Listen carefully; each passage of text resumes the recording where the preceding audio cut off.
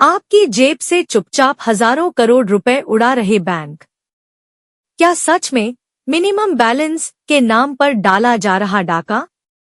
भारत में आम आदमी अपने पैसे के मामले में सबसे ज्यादा किसी पर भरोसा करता है तो वह देश के बैंक हैं। हालांकि अब इन्हीं बैंकों पर राज्यसभा में आम आदमी पार्टी के सांसद राघव चड्ढा ने सवाल उठा दिए हैं। उन्होंने बैंकों द्वारा लगाए जा रहे हिडन चार्जेज और फीस को एक समस्या बताया है। चलिए आपको आंकड़ों के जरिए बताते हैं कि आखिर राज्यसभा सांसद राघव चड्ढा की बात में कितना दम है और क्या सच में बैंक हर साल इन चार्जेज और फीस से आम लोगों की जेब पर डाका डाल रहे हैं। राघव चड्ढा ने क्या कहा? राज्यसभा में बोलते हुए राघव चड्ढा ने कहा कि अगर आप अपने बैंक अकाउंट में मिनिमम बैलेंस मेंटेन नहीं करते हैं तो बैंक इसके लिए आपसे पेनल्टी चार्ज वसूलते हैं। ये चार्ज 100 रुपए से 600 रुपए प्रतिमाह हो सकता है। उन्होंने आगे कहा कि बैंकों ने सिर्फ इस चार्ज से 2022 से 23 में 3,500 करोड़ रुपए अकाउंट होल्डर्स से वसूले। इसके अलावा bank extra ATM use fees, bank statement fees, inactivity fees और एसएमएस अलर्ट फीस के नाम पर भी आम जनता के अकाउंट से पैसे काट लेते हैं। क्या कहते हैं आंकड़े?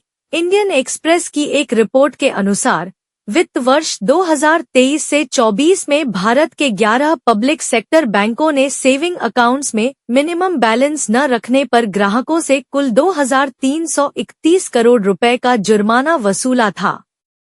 यह रकम साल 2022 से 23 के मुकाबले 25.63% ज्यादा थी, जब इन बैंकों ने मिनिमम बैलेंस न रखने पर ग्राहकों से 1,855.43 करोड़ रुपए चार्ज किए थे। 2023-24 में किन बैंकों ने कितना वसूला?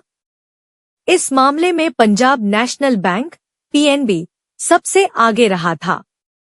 इसने अपने अकाउंट होल्डर्स से मिनिमम बैलेंस पेनल्टी के नाम पर 633.4 करोड़ रुपए वसूले थे।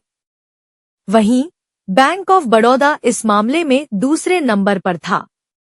इसने अपने खाता धारकों से 386.51 करोड़ रुपए चार्ज किए थे। वहीं तीसरे नंबर पर इंडियन बैंक था। इंडियन बैंक ने अपने अकाउंट होल्डर्स से 369.16 करोड़ रुपए वसूले थे।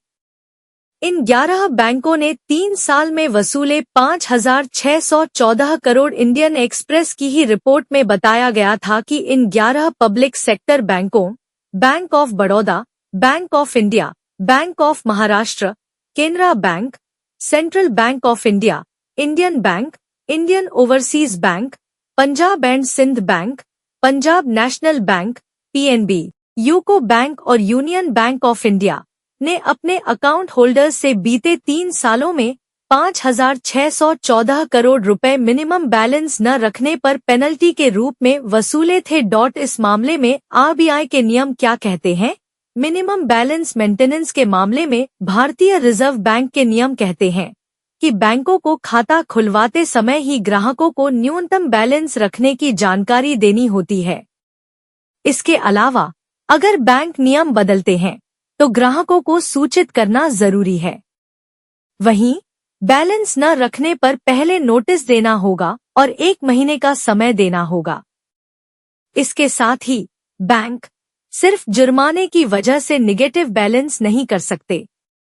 आपको बता दें, देश का सबसे बड़ा सरकारी bank SBI, state bank of India ने 2020 से ही न्यूनतम बैलेंस न रखने पर जुर्माना लेना बंद कर दिया है। ऐसे ही खबरों के लिए देखते रहे एकता केसरी न्यूज और हमारे चैनल को लाइक और सब्सक्राइब करना न भूले। धन्यवाद।